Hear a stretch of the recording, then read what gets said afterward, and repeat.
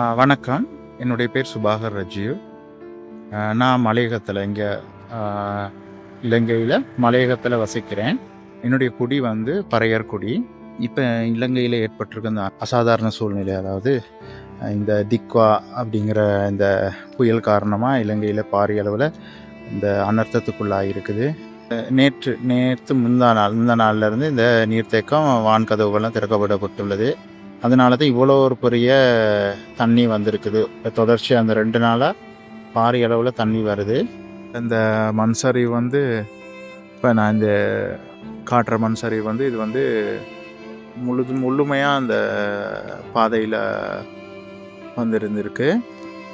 இது 2 நாளைக்கு ஒரு நேற்று தான் இதை வந்து சரி செஞ்சுருக்கிறாங்க. முழுசாக இந்த வாகனம் போகக்கூடிய வகையில் இல்லாமல் பெரிய பாரிய அளவில் நீங்கள் மேலே பாருங்கள், ஒரு அரைவாசி வரைக்கும் வந்திருக்கு.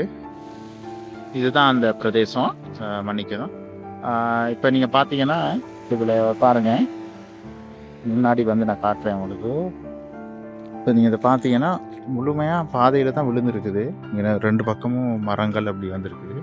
சரி, இதுவும் பெரிய ஒரு பாதிப்புள்ளான ஒரு பிரதேசம்.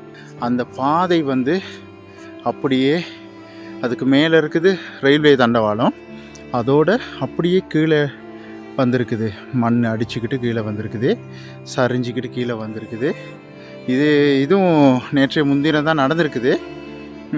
இப்போ இந்த பாதையில் ரயில் போக்குவரத்து நிறுத்தி இருக்கிறாங்க. வணக்கம். இப்போ இருக்கிற இடம் என்னன்னு சொன்னால், இது வந்து ஷெனன் அப்படின்னு சொல்லி ஒரு இடம். ஹெட்டன் மண்மித்த ஹெட்டன் கொழும்பு பாதையில் இருக்கிற ஒரு இடம். இதில் இது பெரிய பாரிய மண் சரிவு. பார்த்தீங்கன்னா விலங்கு பாருங்கள், மரங்கள்லாம் விழுந்துருக்கு. பெரிய ஒரு மண் சரிவு.